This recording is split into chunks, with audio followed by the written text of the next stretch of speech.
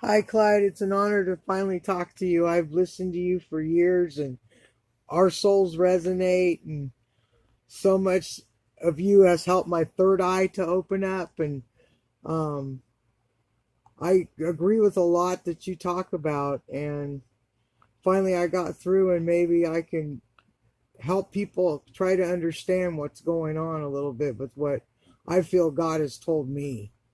What's God told you? Um, for like 5 years, I've studied the Bible front to back, the Book of Enoch, um, the Torah, even some Native American stuff that's written down because I'm a descendant of the Trail of Tears. And in Kansas City, one of my family members founded Kansas City. It was like here when it was a dirt road.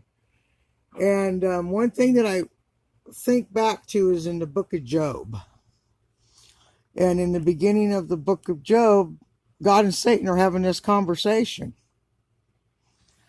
And he says, you can do anything you want, but you can't kill it. Okay, nobody can do nothing without the Almighty's permission.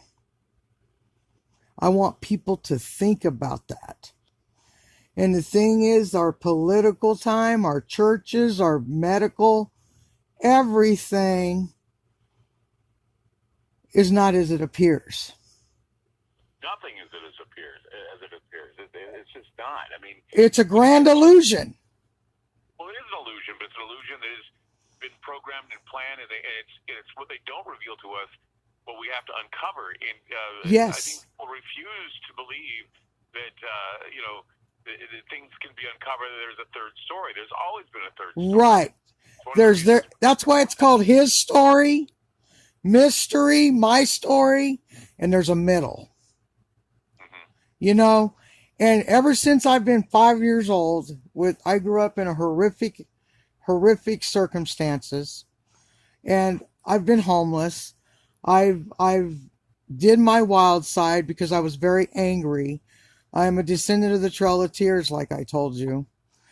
And I've got writings and I've got family stories that I know how dirty political things are. And, and it's like I have a flip phone. I don't listen to the mainstream media. I can pick the lies out. It's just so blatant, the lies that they tell. And I know there's mind control. I'm one of those people they follow constantly because of what I know. And me and my daughter slept outside for 3 years here because nobody would give us a job. Nobody would help us in a church here.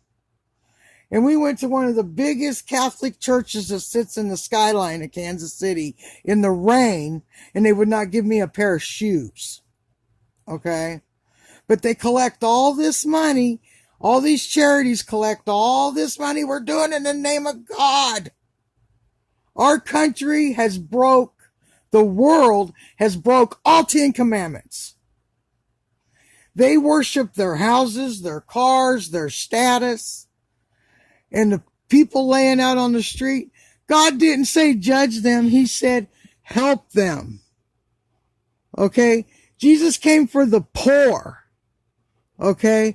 And he says the thing in Proverbs, it says, what God does, he watches both. That's the difference between us, is he watches the actions of both. The thing is you're right about this, is that there are a lot of things that we think the church does. There are a lot of things we think that good. Hello? Hello? They cut us off. They dropped my call. Go turn the radio on.